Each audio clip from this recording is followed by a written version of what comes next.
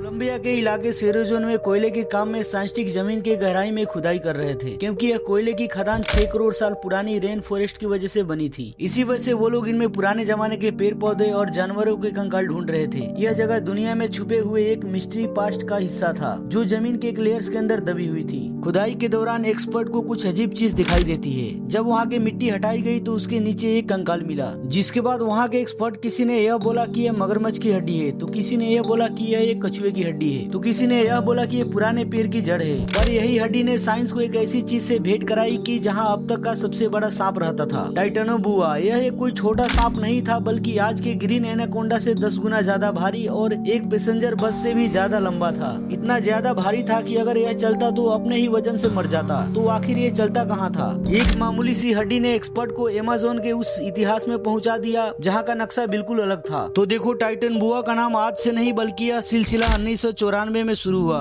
एक local geologist Henry Garcia ने कोयले के खदान में एक अजीबोगरीब चीज देखी, जो किसी पेड़ की टहनी जैसा दिख रहा था। उस वक्त किसी ने भी इस चीज पे ध्यान नहीं दिया और उसे एक स्पेशल बॉक्स में डालकर रख दिया गया। केवी यानी हरेरा को भी वहाँ से एक वैसे ही हड्डी मिला। इन जियोलॉजिस्ट का असली मकसद बेलोसियन फ्लोरा पर रिसर्च करना था, ताकि ये पता लगा सके कि दुनिया के सबसे पहले रेन फॉरेस्ट कैसे दिखते थे। इस कहानी में असल मोड़ 2007 में आया, जब इन हड्डियों को फ्लोरिडा के म्यूजियम ऑफ नेचुरल हिस्ट्री में पहुंचाया गया। वहाँ मालूम पड़ा कि यह ना कोई पेड़ की टहनी है और ना किसी मगरमच्छ की हड्डी है। और जब इसकी बनावट के आज के पाइथन एनाकोंडा के हड्डी से मैच किया गया तो सभी हैरान हो गए। यह हड्डी एनाकोंडा के हड्डी से 3 गुना ज्यादा बड़ी और चौड़ी थी। तभी एक्सपर्ट तुरंत समझ गए कि यह एक सांप की हड्डी है। साइंस के दुनिया में साइज का इम्पोर्टेंस बहुत ज्यादा होती है और यह टाइटैनोबुआ ने हर पुराने रिकॉर्ड को तोड़ दिया।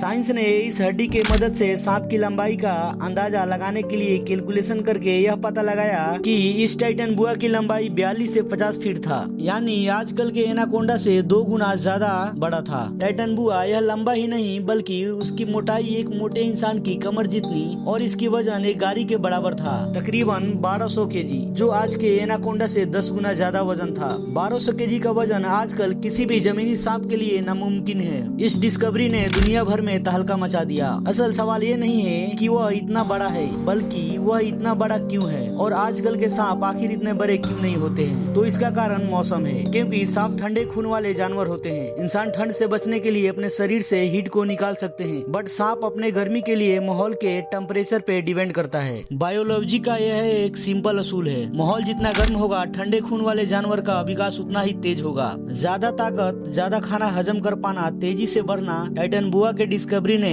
एक्सपर्ट के सामने एक नया सांप ही नहीं बल्कि उस समय का टेम्परेचर को भी डिस्कवर कर दिया। मौसम उस समय के और आज के मुकाबले बहुत ज्यादा गर्म हुआ करता था। उस समय का धरती का मौसम इतना गर्म था कि साल भर दिन रात 32 डिग्री सेल्सियस से ऊपर रहता था। यह एक ऐसा ढका हुआ जंगल था जो कभी ठंडा नहीं होता था। वही लगातार गर्मी ने टाइटैनोबुआ को यह ताकत दी कि वह इतना ज्यादा बड़ा हो गया। आज का अमेज़न रेन फॉरेस्ट जो कभी हमें नम और कभी गर्म महसूस करता है, अगर आज वह जिंदा होता तो शायद इस रेन फॉरेस्ट में जिंदा नहीं रह पाता, क्योंकि इतना ज्यादा वजन वाला शरीर को चलाने के लिए आज उतना एनर्जी नहीं मिल पाता। तो सवाल ये है कि इतना बड़ा शरीर को चलाने के लिए खाना भी उतना ही खाना पड़ता होगा। तो यह शिकार कैसे करता था? तो देखो, इतना बड़ा शरीर को लेकर जमीन पर रेंग पाना बहुत ज्यादा मुश्किल था। रिसर्च में यह पता चला कि यह पानी के अंदर शिकार करता था, जैसे आजकल के मगरमच्छ शिकार करते हैं। वह अपने शिकार को अपने नजदीक आने देता था और जब शिकार नजदीक आता तब अचानक हमला कर देता था और अपने शरीर को तुरंत जकड़ के मार देता था, क्योंकि जब यह शिकार को जकड़ता था तब लगभग 400 PSI का फोर्स लगता था, जो कि एक इंसान के शरीर पे दो अफ्रीकन हाथी को चढ़ाने के बराबर था।